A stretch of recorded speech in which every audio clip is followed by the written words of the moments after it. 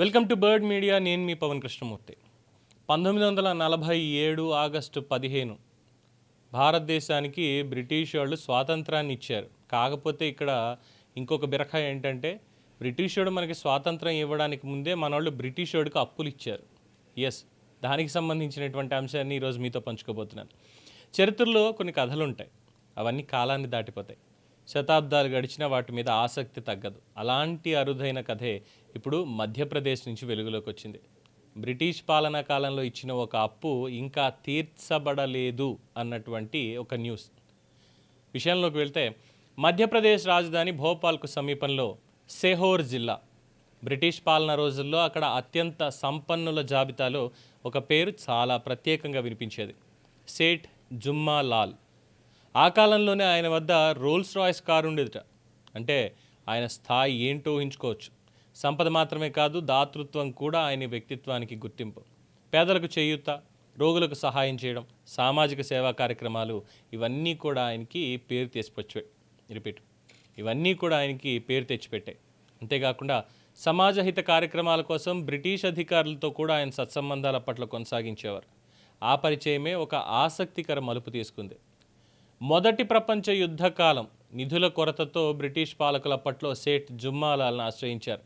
1917 సంవత్సరంలో ఆయన దగ్గర నుంచి 35,000 రూపాయలు అప్పుగా తీసుకుంటున్నట్లు కుటుంబ వర్గాలు చెప్తున్నాయి. ఆ అప్పుకు సంబంధించినటువంటి బాండ్ని నాటి బ్రిటిష్ పాలకులు రాసిచ్చారట. ఇది కేవలం సైనిక అవసరాల కోసం చేసినటువంటి అప్పు మాత్రమే అని, ఆ అంశాన్ని అందులో నమోదు చేశారని కుటుంబ సభ్యులు కూడా పేర్కొంటున్నారు. ఇక కాలం గడిచింది. 1937లో సేఠ్ జుమ్మాలాల్ మరణించారు.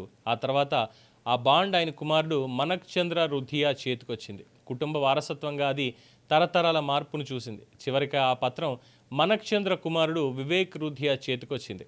ఆ బాండ్ వివరాలు పూర్తిగా పరిశీలించిన వివేక్ ఇప్పుడు ఒక అరుదైనటువంటి నిర్ణయం తీసుకున్నారు. బ్రిటిష్ ప్రభుత్వానికి నోటీసులు పంపించేందుకు ఆయన సిద్ధపడుతున్నారు. ఇది కేవలం డబ్బు కోసమా? మరి వివేక్ చెప్తున్న మాటల్లో మాత్రం మరో భావన వినిపిస్తోంది. ఇదంతా డబ్బు మీద ఆశతో కాదు, భారతదేశ చరిత్రలో ఇలాంటి ఆసక్తికర అంశాలు కూడా నమోదు కావాలి అంటున్నారు.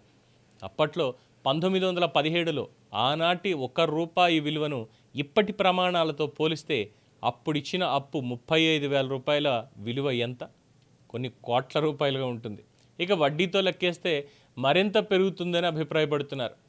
సో అసలు ఈ కథలో ఇంకా ఆసక్తికరమైనటువంటి అంశం ఏంటంటే, ఇది కేవలం కుటుంబ వాదన కాదు, చరిత్రని గుర్తు చేసేటువంటి ప్రయత్నం కూడా.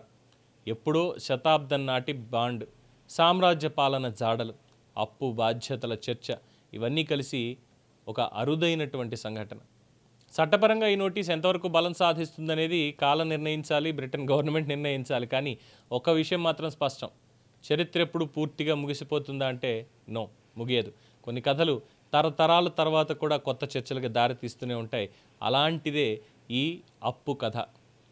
సో ఇప్పుడు మీసం తిప్పండి, భారతీయుల దగ్గర నుంచి ఎంత దొంగిలించుకుని తీసుకెళ్ళిపోయాడు ఏంటి అనేది పక్కన పెడితే, ఒరే బ్రిటిష్ వాడా, ఒరే తెల్లదొరా, నీకు అప్పిచ్చాంరా మేము, ప్రపంచ యుద్ధానికి వెళ్ళాలి, డబ్బులు కావాలంటే నీకు అప్పిచ్చిన వాళ్ళం మేము, ఇది భారతదేశం అంటే అని చెప్పి సరదాగా ఒక మాట చెప్పొచ్చు.